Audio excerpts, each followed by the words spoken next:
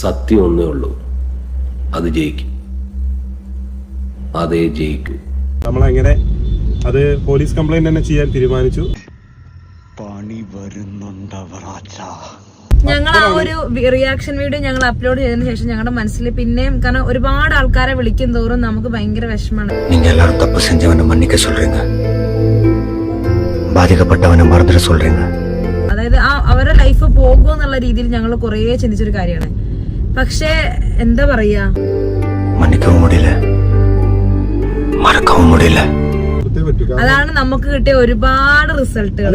ഉറച്ചു നിക്കണം സാറേ, ഇപ്പഴത്തെ ആമ്പിളയാ ഇരിക്കണം.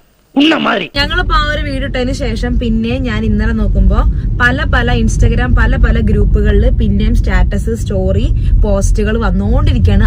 ഒരു മനുഷ്യനെ എത്രത്തോളം താഴാൻ പറ്റും? ഭൂമിയോളം അല്ലേ? തള്ളി താഴെ വീഴ്ച വെച്ച് വീണെടുത്തിട്ട് വീണ്ടും ചവിട്ടാൻ വരുമ്പോ ഞാൻ വിടില്ല, വെറുതെ ഇനി വിടൂല. പിന്നെ ചവിട്ടാണ് തലയിൽ. എങ്ങോട്ട് താഴും?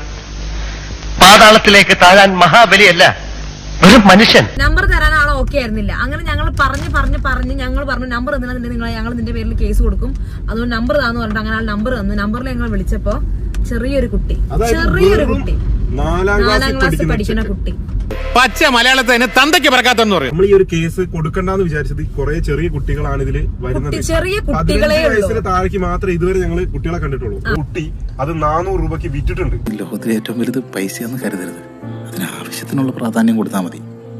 നല്ല വ്യക്തിയായിരിക്കുക എന്നുള്ളതാണ് ഏറ്റവും വലുത്. പബ്ലിക്കായിട്ട് വന്നിട്ട് ഒരു കമന്റ് ഇടാനുള്ള ഒരു ധൈര്യം എവിടെ നിന്ന് കിട്ടി? ചോദിക്കാൻ ഒരു പട്ടിയും വരില്ല എന്ന വിശ്വാസം എവിടെ നിന്ന് വന്നു? അവസാനം കാല് പിടിച്ച് സോറി പറഞ്ഞുകൊണ്ട് മെസ്സേജ് പറയും. ഞങ്ങൾ വിചാരിച്ചു ഇനി ഇത് ഞങ്ങൾ വിടാൻ തീരുമാനിക്കുന്നില്ല. കാരണം എന്താ അറിയോ, ഇതിപ്പോ ഞങ്ങൾ വെറുതെ വിട്ടു കഴിഞ്ഞാല് ഇത് ഇനിയും വലുതാവും. അതിനപ്പുറത്തേക്ക് കടന്നു കയറുന്നത് എന്തും അട്രോസിറ്റി, ജിങ്കോയിസം. അതായത് ഇനി അങ്ങോട്ട് ഈ ഒരു തലമുറ നാശാകുന്നല്ലാതെ ഒരിക്കലും നന്നാവാൻ പോണില്ല. ശരിയാവില്ല, ശരിയാവത്രേ. കേട്ടു തുരുമ്പിച്ചു. ജീവിതത്തിൽ 1000 വട്ടം എന്റെ മനസ്സ് എന്നോട് പറഞ്ഞിട്ടുണ്ട്. ഇന്നിപ്പോ ഞാനിത് അനുഭവിച്ചെന്നുണ്ടെങ്കിൽ നാളെ ഒരു പക്ഷെ എന്റെ കുട്ടിക്കാണ് ഞാൻ അവസ്ഥ എന്നുണ്ടെങ്കിൽ ഒരിക്കലും ഞങ്ങൾക്ക് സഹിക്കാൻ പറ്റില്ല. മറ്റുള്ളവരെ വേദനിപ്പിക്കാതിരിക്കുക. നിന്റെ പെങ്ങൾ, നിന്റെ ഭാര്യ, നിന്റെ ചോര, നിന്റെ മകൾ, നിന്റെ അമ്മയുടെ മറ്റേ വെക്കോടാ നീ ഓളിക്യാമറ. എന്തായാലും ഇത് കണ്ടവരും വിറ്റവരും വാങ്ങിയവരൊക്കെ ഇതിൽ കൊടുക്കും. കാരണം എല്ലാവരും കൊടുക്കും. കാരണം ഇത് വാങ്ങിയവരാണ് ഇത് വിറ്റുകൊണ്ടിരിക്കുന്നത്. ഇത് കാണാൻ ആഗ്രഹിച്ച് വാങ്ങുകയാണ്, എന്നിട്ട് അത് പൈസക്ക് മറിച്ച് വിൽക്കാണ്. അതുകൊണ്ടാണ് ഞാൻ പറഞ്ഞത് കാണുന്നവരും ഇതിൽ പെടുന്നു പറയാൻ കാരണം. അവനവന്റെ സ്വകാര്യത കാത്തുരക്ഷിക്കാൻ അവകാശം, ഫണ്ടമെന്റൽ റൈറ്റ്. പ്രൈവസി ആയിട്ട് വെക്കേണ്ട കാര്യങ്ങൾ നിങ്ങൾ എന്തിനാണ് എന്ത് പ്രൈവസി? നമ്മൾ അവസരം കൊടുക്കാതെ ലോകത്തൊരാൾക്കും നമ്മളെ ചതിക്കാനാവില്ല. ഞങ്ങൾ ഒരുമിച്ച് ഞങ്ങൾ ഒരു ഫോട്ടോ ഇട്ടു, ആളെ ഇതില് ഷർട്ട് ഇട്ടിട്ടില്ല. എനിക്കും നിനക്കും ഏതു പൗരനും ഈ കാണുന്ന ജനങ്ങൾക്കെല്ലാവർക്കുമുണ്ട് അവകാശം, right against infringement of individual privacy. ആളെ ഇതില് ഷർട്ട് ഇട്ടിട്ടില്ല, ആ ഒരു ഫോട്ടോ പോസ്റ്റ് ചെയ്തു. അങ്ങനെ നോക്കുകയാണെങ്കിൽ ഞങ്ങൾ എത്ര അങ്ങനത്തെ വീഡിയോസ് ഉണ്ട്, നമ്മള് ഒരുപാട് വീഡിയോസ് ഉണ്ട്. പല രീതിയിലുള്ള സീനുകൾ. ജീവിച്ചിരിക്കുന്നവനും ജഡത്തിനുമുണ്ട് അവകാശം. അനാദരവിനെതിരെ, ആൾക്കൂട്ടങ്ങൾക്ക് മുന്നിൽ തുറന്നു വെക്കപ്പെടുന്നതിനെതിരെ, അപമാനിക്കപ്പെടുന്നതിനെതിരെ, റൈറ്റ് അഗൈൻസ്റ്റ് ഇൻഡീസന്റ് എക്സ്പോഷർ. നിങ്ങളുണ്ടല്ലോ ഇവന്മാരെന്താ ചെയ്യണമെന്നറിയോ, ഈ ഇങ്ങനത്തെ ക്രിയേറ്റർമാര് അവരെ സപ്പോർട്ട് ചെയ്യാണ്. ഒരപേക്ഷയുണ്ട്.